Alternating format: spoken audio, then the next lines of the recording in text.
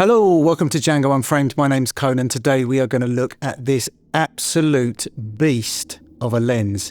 It's humongous. You're going to need a bigger boat. It's mega, it's massive, it's unprecedented. And whilst it's not my favourite carry-around lens, it probably is one of my favourite lenses in terms of how it looks. The Helios 40-2 2013 reissue. Let's jump in. So what exactly is the Helios 42? It's an 85mm f1.5 lens, originally produced in the Soviet Union based on the famous Carl Zeiss Biotar design. It's an optical formula from the 1950s and it has a unique character that's hard to replicate. Now fast forward to 2013, the Russian company KMZ, the original manufacturer, decided to revive the lens. They started producing new modern versions with updated coatings and most importantly, native mounts for Canon EF and Nikon F, in addition to the classic M42 screw mount. This made it plug and play for a new generation of digital photographers. So why am I focusing on the reissue? Well, truth be told, I have actually owned some of the vintage versions, and they're still possible to get in fairly decent condition.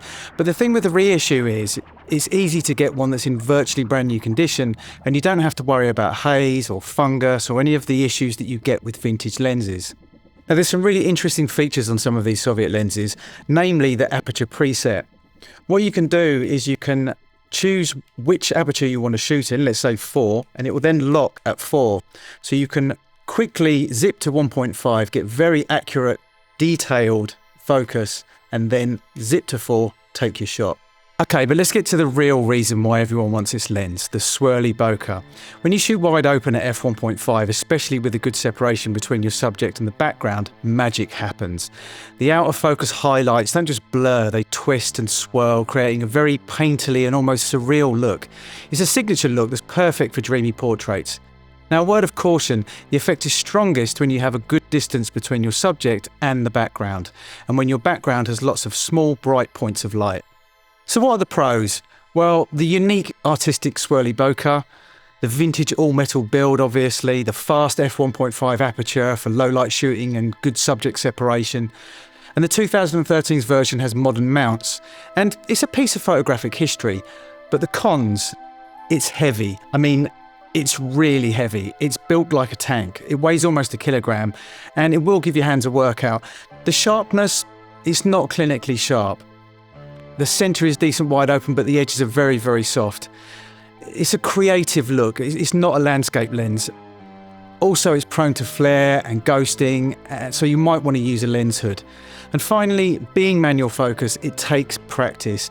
But if you practice with this lens, magic happens.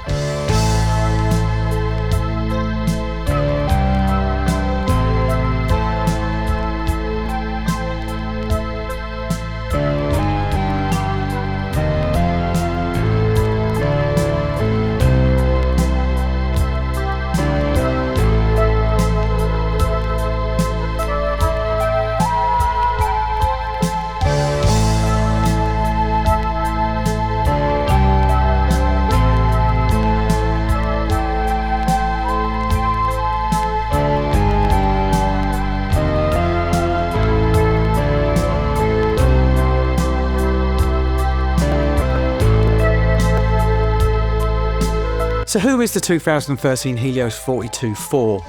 It's not for everyone. If you need a lightweight, perfectly sharp autofocus lens, look elsewhere. But if you're a photographer or videographer who wants to create art, who wants a lens with character and personality all of its own, this is a lens you have to try. And the 2013 reissue made this legendary lens accessible to a new generation, and for that we can all be thankful. It's more than a lens, it's a creative tool that forces you to slow down and really think about your composition. And in today's fast-paced world, that's a welcome change.